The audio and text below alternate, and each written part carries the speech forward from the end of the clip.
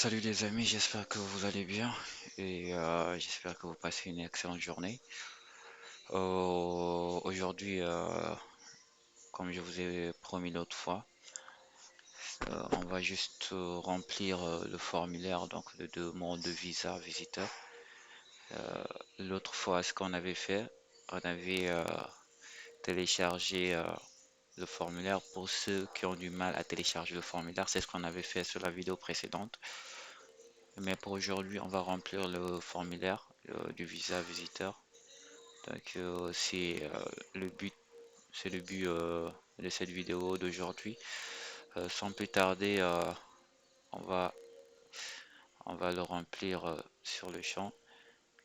Très bien. Donc, je vous remercie quand même. Je tenais à vous remercier. Je tenais plutôt à vous remercier donc pour ceux qui sont abonnés à mes vidéos et qui me suivent depuis le début. euh, Parce que vous m'encouragez et ça me donne vraiment de la motivation. Ça me donne aussi la force de vous faire des vidéos. Donc, pour ceux qui regardent mes vidéos aussi, mais qui ne sont pas encore abonnés, je vous invite à vous abonner. Donc, ça va me permettre aussi, ça va me motiver de me donner aussi de la force, de la détermination pour vous faire des vidéos. Donc, et pour ceux qui viennent à peine c'est pour ceux qui viennent à peine de visualiser ma vidéo. Donc, je vous invite aussi à regarder les vidéos précédentes et ça va vous permettre de savoir les process qu'on a effectués et aussi ça va vous permettre de savoir ce qu'on a effectué de tout. Donc là, sans plus tarder, et je vous invite aussi à vous abonner si vous aimez aussi, si par exemple vous avez aimé mes vidéos, je vous invite à vous abonner, à liker, à commenter, n'hésitez pas à le faire. Donc très bien. Donc là, sans plus tarder, concernant le formulaire, je l'ai déjà rempli de mon côté. Je vais essayer juste de vous apporter quelques explications de temps en temps. Donc, en ce qui concerne ça, c'est le formulaire comme on l'avait déjà téléchargé ensemble. Donc, sur la partie 1, on va voir donc IUC. Ça concerne ceux qui avaient déjà un visa pour le Canada. Donc, si vous vérifiez bien sur le visa, vous allez voir un numéro. Donc, un numéro, donc, ça concerne le IUC. Donc, si vous l'avez, vous le mentionnez aussi. Si vous l'avez pas, c'est pas la peine donc de toucher à cette case. Vous la laissez tranquille. Ici, on vous dit je vais être servi sur quelle langue? Le français. Vous pouvez aussi être pour ceux qui sont anglophones, vous cliquez sur l'anglais, mais nous, dans notre cas, on a dit le français. Visa demandé, donc visa de visiteur. Donc vous allez voir, il y a le visa de visiteur, visa de transit. Donc en ce qui concerne, là tout est bon. Et là on nous dit le nom, Diallo. Nous, de notre côté, on a mis nom de famille, Diallo, prénom, c'est Moussa.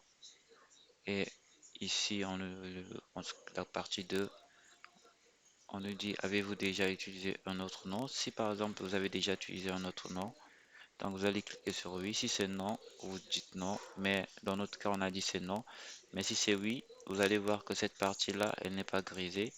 Vous allez renseigner le nom, par exemple, Ba, et le prénom, ça reste toujours Moussa. Mais juste un exemple que je vous donne. Mais nous, dans notre cas, on a dit non. Vous cliquez sur non. Vous allez voir que ça sera grisé automatiquement. Et le sexe, c'est masculin. Vous pouvez, si vous êtes féminin, féminin, inconnu, genre. Donc ça dépend. Donc là, la date de naissance, vous mettez l'année, le mois, l'année ici, le mois et le jour. Et ici, le lieu de naissance, on a dit Saint-Louis. En ce qui concerne le pays, on va mettre, nous, dans notre côté, on a mis le Sénégal. Et le 6, la partie 6, je suis citoyen. Donc, citoyenneté, donc je dis citoyenneté, on dit Sénégal. Si vous êtes dans notre pays, vous mettez votre pays d'origine. Et ici, on nous dit pays ou territoire de résidence actuelle. nous, dans notre côté, on va dire, actuellement, je suis en France, c'est ce que je me dis. Donc, si vous êtes dans un autre pays, donc, donc ici, on vous dit pays ou territoire de résidence actuelle. Si par exemple, vous êtes en France ou un autre pays, donc vous allez mettre, par exemple, France, nous, on a mis France, travailleur, statut. Si vous êtes citoyen, travailleur, mais dans notre cas, on a mis, si vous êtes étudiant aussi, donc, si par exemple vous êtes en France et que vous êtes étudiant ou vous souhaitez faire la demande de visa de Canada, donc vous êtes étudiant, mais nous dans notre cas on a dit travailleur, donc depuis 2019 et de 2019 en 2027. Donc c'est ce qui se trouve sur la carte de séjour. Donc vous allez mettre la date de- auquel on vous a donné, euh, la date auquel vous êtes vous avez commencé à travailler, ça se trouve sur votre carte séjour et la date d'expiration. Et par contre, si par exemple vous êtes au Sénégal, si vous êtes toujours au Sénégal, vous n'avez pas quitté le Sénégal, vous allez mettre toujours le Sénégal et vous allez mettre citoyenneté. Donc rien ne va changer en fait. Donc c'est ça. Donc ça c'est juste un exemple que je vous donne. Euh,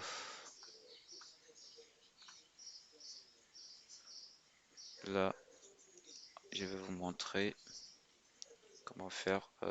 Si par exemple vous êtes citoyen sénégalais, ou vous êtes toujours au Sénégal, vous n'avez jamais quitté donc le pays, vous êtes actuellement, donc vous résidez actuellement au Sénégal, vous allez mettre juste Sénégal, juste pour que ça soit clair pour vous.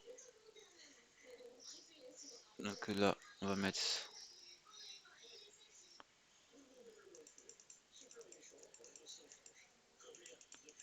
Sénégal, citoyen, et vous allez voir que c'est grisé, ce n'est pas obligatoire de mettre quoi que ce soit ici. Mais nous, dans notre cas, dans l'exemple qu'on a pris, on va faire comme si vous êtes citoyen sénégalais, mais vous êtes à l'étranger. Donc on avait choisi, j'avais choisi pour la France. Je suis travailleur. Je vais mettre la date.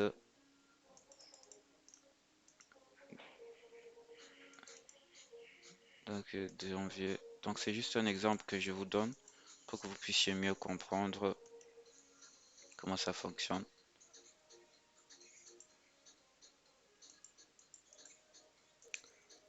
Là, c'est juste un exemple. Très bien. Donc là, on revient ici, pays ou territoire de résidence antérieure. Au cours des 5 dernières années, avez-vous vécu dans un pays ou territoire autre que celui-ci, de votre citoyenneté ou de votre résidence actuelle? Donc là, vous indiquez les pays où vous avez déjà eu à voyager. Donc si par exemple vous avez voyagé, nous dans notre côté, on a dit qu'on a voyagé au Portugal en tant que visiteur de 2019 en 2020. Donc vous allez juste tout mettre, c'est vraiment facile, il n'y a rien qui est compliqué. Et de, de- donc vous allez voir 2 à, donc vous avez voyagé de 2019 en 2020. Vous allez juste prendre votre passeport, vous allez voir, vous allez prendre la partie cachée, le cachet départ et entrant. Donc c'est ce que vous allez mettre. Donc on a mis le Portugal. Vous pouvez aussi, si vous avez voyagé dans un autre pays, Angleterre par exemple, en tant que visiteur, donc vous allez aussi mettre pareil. Donc c'est juste ça. C'est juste des exemples que je vous donne. C'est juste des exemples que je vous donne actuellement. Euh, là, excusez-moi, la machine était chargée. Très bien. Donc, comme je disais, c'est juste des exemples que je vous donne. On va mettre par exemple le 2022.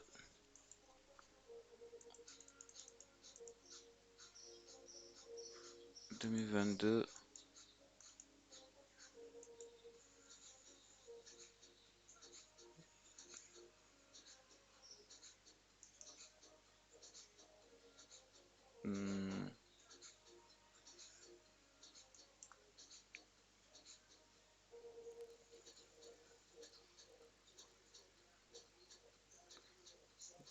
2022 toujours, ça ne colle pas. Donc ça doit être 2023. Ça doit être 2023.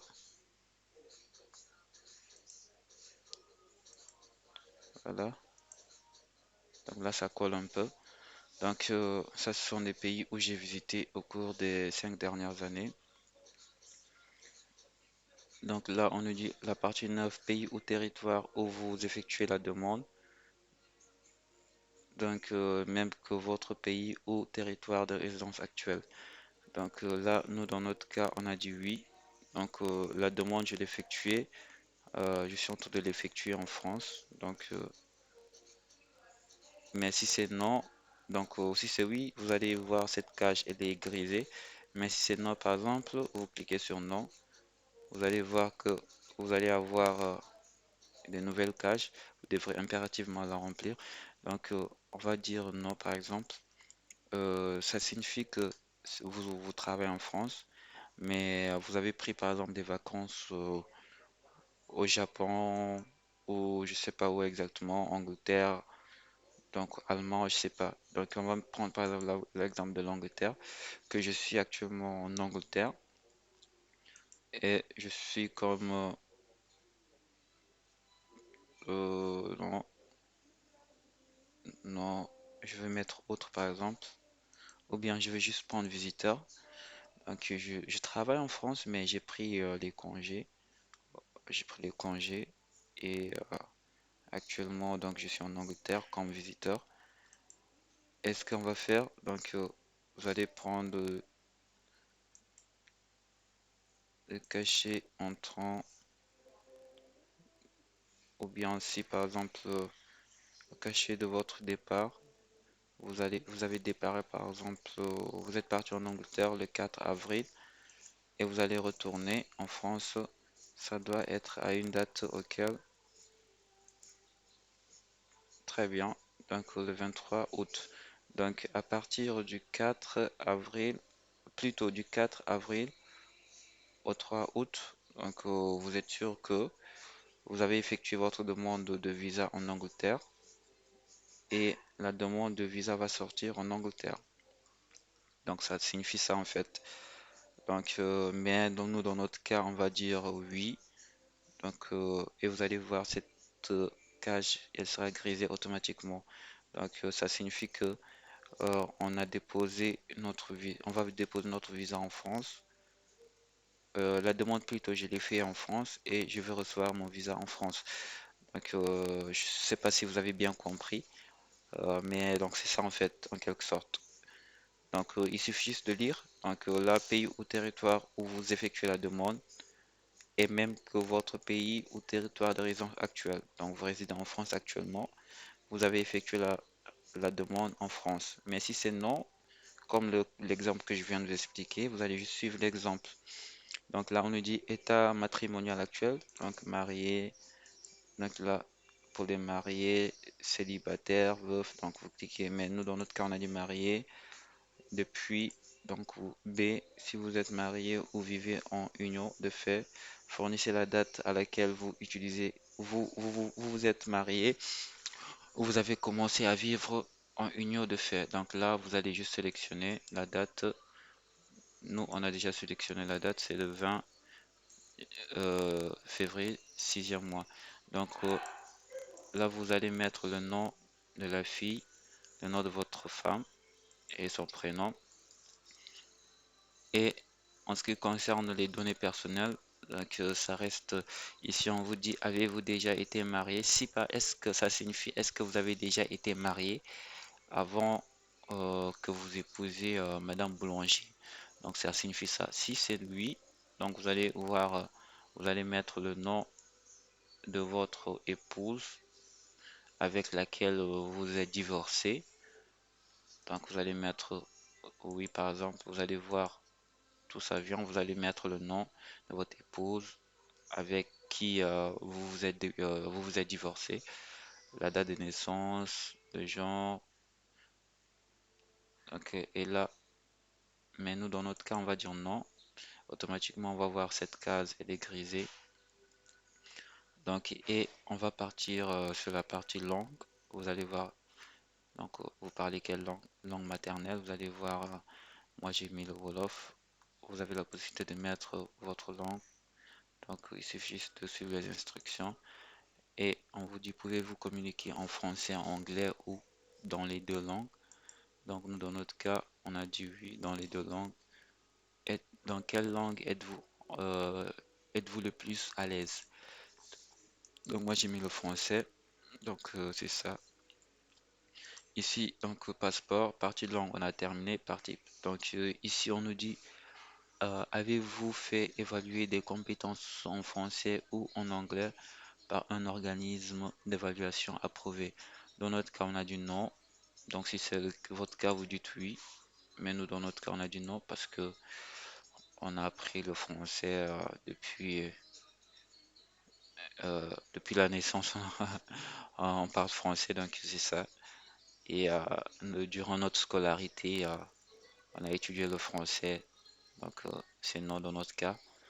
Et ici, on nous demande le passeport. Vous mettez le numéro de votre passeport. Et la partie 2, on nous demande le pays ou territoire de délivrance de votre passeport. Euh, on a dit le Sénégal, mais vous mettez votre pays de délivrance. Ça signifie où on vous a votre passeport, vous l'avez déposé où? Et c'est ça en fait. Donc nous, notre passeport, on dit qu'on l'a déposé au Sénégal et on l'a récupéré. Donc la date de délivrance, quand est-ce que j'ai récupéré mon passeport? Donc tout ça, ça se trouve sur le passeport. Vous allez juste vérifier votre passeport. Vous allez voir la date de délivrance, la date d'expiration. Vous le mentionnez. Je pense que tout le monde peut le faire. Ici, sur la partie 5, on va voir pour ce voyage, utilisez-vous un passeport délivré. Donc ça, ces deux-là, le 5 et le 6. Donc vous allez voir que c'est déjà grisé. Ça ne nous concerne pas. Ça concerne les Israéliens ou bien. Donc ça ne nous concerne pas de toute façon. Ça concerne Israël ou bien le Taïwan. Euh, dans ce cas, vous allez voir que c'est déjà grisé. Ici, on nous demande donc pièce d'identité nationale. Donc ça, c'est la pièce d'identité nationale. Avez-vous une pièce d'identité nationale? Ça, c'est obligatoire. Donc, si vous avez une pièce, vous mettez oui. Et vous allez mettre le numéro de la pièce, par exemple. Ça, c'est juste un exemple. Pays de délivrance. On va mettre Sénégal. Et date de délivrance. Vous mettez la date de délivrance.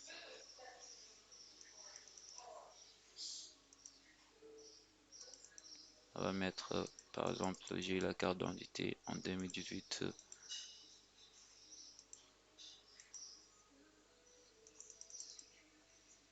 Euh, c'est juste un exemple que je vous donne. On va venir aussi. Les dates d'expiration. Quand est-ce qu'on vous a délivré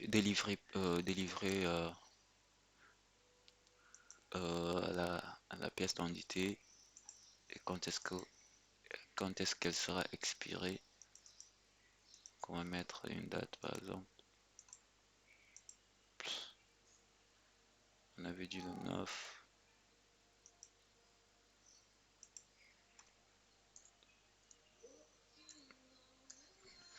Très bien. Donc on a une pièce d'identité. Mais si vous n'avez pas une pièce d'identité, vous mettez sur non. Vous allez voir que cette cage, elle sera grisée. Et ici, on nous demande carte de résident permanente des États-Unis. Donc, avez-vous le statut de résident permanent en règle des États-Unis? Et avez-vous votre certificat d'inscription au registre d'étrangers carte verte? Donc ça concerne, est-ce que vous avez déjà eu à avoir un visa pour les États-Unis ou bien vous avez une carte verte des États-Unis? Si vous avez donc un statut permanent, si on vous a déjà délivré un visa, en ce qui compte pour les États-Unis, si vous l'avez, vous cliquez sur oui. Mais nous, dans notre cas, on dit non. Donc vous allez voir que si vous cliquez sur non, cette case elle est grisée. Mais si vous cliquez sur oui, vous allez voir que vous allez voir le numéro de la pièce et la date d'expiration. Le numéro de la pièce, ça concerne le numéro de la carte, le numéro de visa en ce qui compte pour les États-Unis. Mais non, dans notre cas, on va dire non. Vous allez voir automatiquement c'est grisé. Ici, c'est les coordonnées. Coordonnées, si vous présentez votre demande par la poste. Donc, si par exemple, c'est juste que si vous présentez votre demande par la poste, vous envoyez tout à la poste. Donc, pour que vous puissiez recevoir un retour, ça sera sur cette adresse. Donc, nous, on a mis le 14. Donc, ici, on dit adresse postale actuelle. Donc, mais de toute façon, là, on vous le demande, donc vous êtes obligé de le mettre. C'est pas juste pour la poste seulement. Donc, il suffit juste de lire les instructions. Donc là, pour, euh, pour toute réponse ou bien pour toute question, on va vous contacter par mail. Donc, mais ça, c'est juste pour les formalités. Donc, c'est obligatoire aussi, vous le mettez. Donc là, on nous demande votre adresse. Vous mettez votre adresse. Donc, nous, on a dit 14, numéro 14, numéro de la rue 11, le nom de la rue Jean Jaurès, Paris, France. Donc, vous choisissez votre pays, code postal, district. Et ici, on vous dit ici adresse du domicile identique à l'adresse postale. Est-ce que votre adresse là où vous habitez est identique à votre adresse postale? Vous dites oui. Donc, mais si c'est non, si votre adresse postale n'est pas identique à votre adresse domicile, vous dites non. Ça signifie que votre adresse postale, vous avez par exemple deux maisons, ou bien vous avez une maison, votre adresse plutôt postale, donc l'adresse postale actuelle, vous habitez quelque part, mais vous y êtes pas souvent, donc du coup, c'est ça en fait. Juste un exemple, vous y êtes pas, mais vous avez un domicile. Donc du coup, à ce domicile, votre adresse postale est différente de votre adresse domicile. Donc, mais si les deux sont identiques, vous mettez oui. Mais si c'est pas le cas, vous mettez sur non et vous allez voir ici, vous allez remplir votre adresse domicile. Mais nous, dans notre cas, on a dit oui. Et par la suite, on part sur le numéro de téléphone, la partie 3. Numéro de téléphone, on nous dit donc résidence cellulaire au travail. Donc nous, ici, on va mettre cellulaire. Ça signifie votre numéro de téléphone. Là, euh, indicatif du pays 221 si vous êtes au Sénégal, 212 si vous êtes au Maroc. Donc, dans notre cas, on a mis 221. Mais vu que on avait mis la France, je pense que c'est 33. Donc, plus 33. Donc, là, vous mettez votre nom, votre numéro de téléphone plutôt. Ici, vous ne touchez pas. Si vous n'avez pas notre numéro, vous ne touchez pas. Donc, j'ai oublié aussi, donc, numéro de téléphone, vous allez voir Canada, États-Unis. Vous allez cocher autre. Vous n'êtes pas au Canada, vous allez mettre autre. Et vous allez descendre ici, vous allez voir le numéro télécopieur. Vous l'avez pas aussi, c'est pas important. Et ici, on vous demande votre adresse électronique. Vous mettez votre adresse mail électronique avec cette adresse mail que vous allez recevoir les réponses. Donc, que l'immigration va communiquer avec vous sur cette adresse. Et là, on nous demande des détails sur la visite. Donc, détails sur la visite à objet de la visite. Vous allez voir, nous dans notre cas, on va dire le tourisme, qu'il y a tout. Il y a visa de la famille, autre, mais nous dans notre cas, on a cliqué sur tourisme. Si c'est autre, mettez autre ici, mais la partie est grisée. Ici, on va nous demander indiquer pour combien de temps vous planifiez rester. Donc, vous allez rester combien de temps au Canada. Donc, nous, c'est ce qu'on a sélectionné du 18 décembre 2023 au 5, au 5 janvier 2024. Donc, fonds disponibles pour votre séjour. Donc, ça, c'est le fonds pour votre séjour, ce que vous disposez pour séjourner au Canada. On a mis 4 000 $ canadiens. Donc là, sur la partie 4, on nous demande nom, adresse et lien de parenté de toute personne ou institution que je visiterai. Donc nous, dans notre cas, on a mis le nom d'un hôtel, nom d'hôtel. Vous allez d'abord réserver, effectuer une réservation. Donc dans notre cas, c'est ce qu'on a pris. On a fait la réservation de l'hôtel, lien de parenté hôtel et l'adresse de l'hôtel. C'est important. Si par exemple vous avez des amis, des frères aussi, donc ici vous pouvez mettre le nom d'un frère, par exemple, bas, lien de parenté, donc vos frères et son adresse, vous mettez son adresse directement. Là vous allez mettre l'adresse, vous allez juste copier-coller. Vous allez copier-coller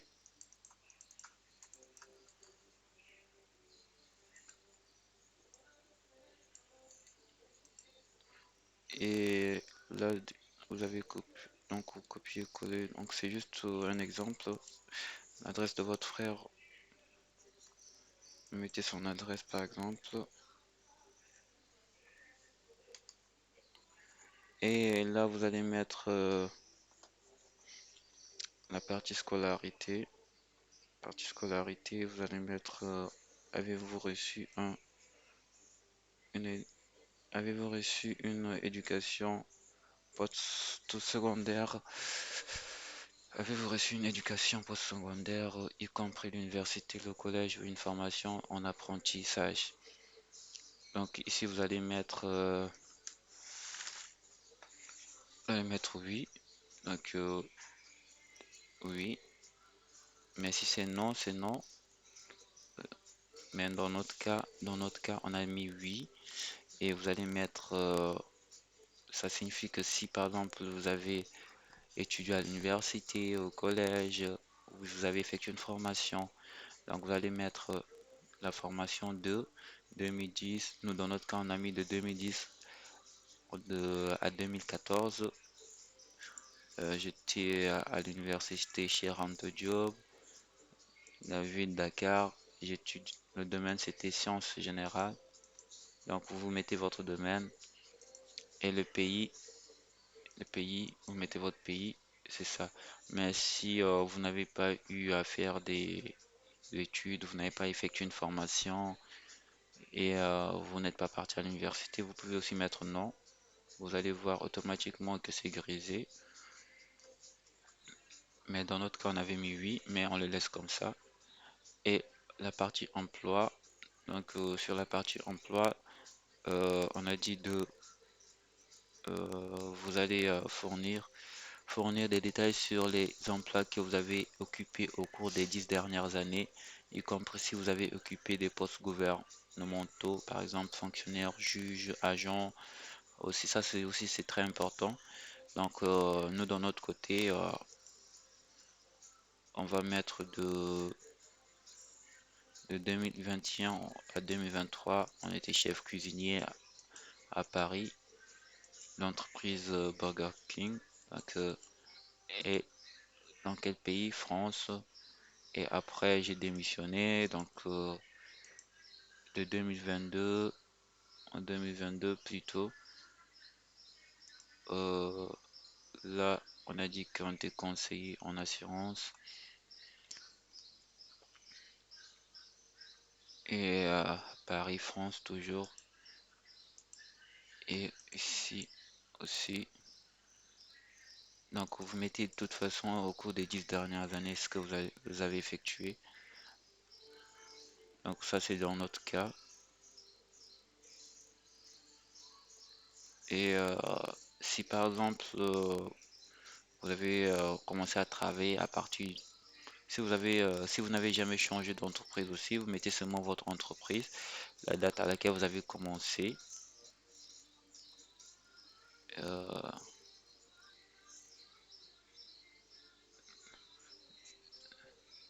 la date à laquelle vous avez commencé à, à ce jour, jusqu'à ce jour.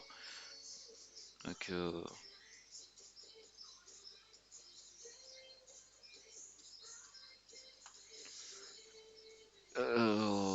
Là, je vois. En fait, ça concerne, ça concerne les emplois passés plutôt. Donc, si par exemple vous avez eu à travailler au cours des 10 dernières années et que vous avez démissionné, tout, donc vous mettez tous vos emplois ici.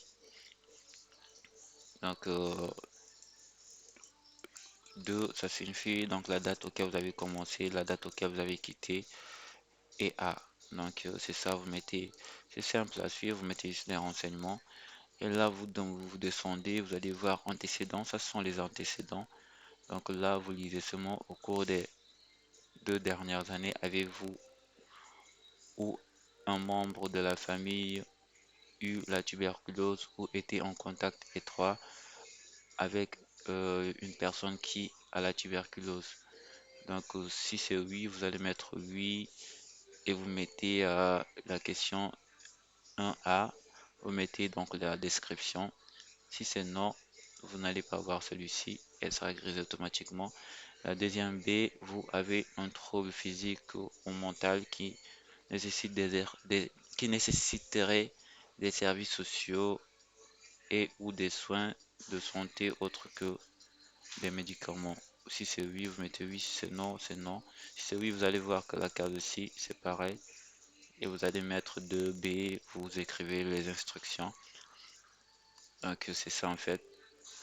Donc ici, oui. Et là, vous descendez. Êtes-vous resté au Canada après l'expiration de votre statut? Avez-vous fréquenté l'école sans permis d'études au Canada? Donc ça ne nous concerne pas. Donc on n'est jamais parti au Canada. Donc vous mettez non. Si c'est oui, vous mettez oui. Il suffit juste de lire. Si c'est votre cas, vous lisez. Vous appliquez oui. Vous allez voir, vous mettez donc 2A. Vous écrivez la description, mais dans notre cas, c'est non. Vous avez Vous avez ton, vous a-t-on déjà refusé un visa ou un permis, interdit l'entrée ou demandé de quitter? Donc nous, dans notre cas, on dit non. On a déjà donc ça nous est jamais arrivé. Donc on va cliquer sur non. Si c'est oui, vous mettez aussi oui et vous allez voir la description. Vous mettez 2B.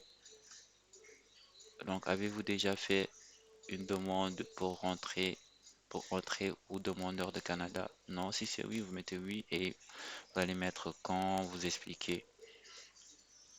Ça, c'est juste les antécédents. Avez-vous déjà ar- été arrêté, accusé ou coupable d'une infraction pénale? Donc, est-ce que vous avez été déjà condamné? Vous étiez déjà en prison? Donc, tout cela, nous, dans notre cas, on a dit non. Si c'est votre cas, vous mettez oui et vous expliquez pourquoi. Avez-vous fait partie d'une armée? Donc ça aussi ça concerne. Est-ce que vous étiez déjà dans l'armée? Donc si vous étiez militaire ou dans la gendarmerie, en tout cas ça concerne si vous étiez déjà dans un corps armé. Dans notre côté on dit non. Donc si c'est votre cas, vous écrivez oui et vous notez la description. Donc la partie 5 ici on dit êtes-vous ou avez-vous été déjà membre ou affilié d'un parti politique ou d'un groupe, d'un autre groupe ou d'une autre organisation qui a utilisé ou prôné la violence dans le but d'atteindre un objectif politique ou religieux ou qui ont été déjà impliqués dans des activités criminelles. Dans notre cas, on dit non, c'est pas notre cas, mais si c'est votre cas, vous disez oui. Avez-vous été témoin de mauvais traitements infligés à des prisonniers ou des civils ou d'actes de pillage, de prof- profanation d'édifices religieux ou avez-vous participé à ces actes? Dans notre cas, on dit non. Et on a terminé sur la partie antécédent. Donc, et là, on va partir sur la partie signature. La partie signature, c'est moi qui l'ai écrit. Donc, vous pouvez, vous allez voir ici, vous lisez juste et acceptez-vous que CIC ou organisme mandaté par CIC communique avec vous dans l'avenir? Si c'est oui, vous disiez oui. Si c'est non, non. Mais nous, dans notre cas, on dit oui parce que c'est obligatoire. Donc, essayez de cliquer sur oui, vous acceptez que CIC communique avec vous. Donc là, on est sur la partie signature. Donc, signature du demandeur ou du parent tuteur légal pour une personne au moins de 18 mois. Donc, si vous avez moins de 18 ans plutôt, donc c'est vos parents qui vont signer à votre place. Mais ça, dans notre cas, on va signer. Alors, ça par exemple. Et ici, vous allez mettre la date à laquelle vous avez effectué le formulaire. Nous sommes en juin, nous sommes le 10. Donc, c'est bon. Et pour nous, tout est bon. On a rempli le formulaire. Donc, on a fait le tour. Et ce qui reste, on clique sur valider. Donc, si vous avez tout fait, vous cliquez sur valider. Et là, c'est bon. La validation a été complétée avec succès. Et vous mettez OK. Donc, et là, vous avez votre formulaire qui est au complet. Mais si le formulaire n'est pas au complet,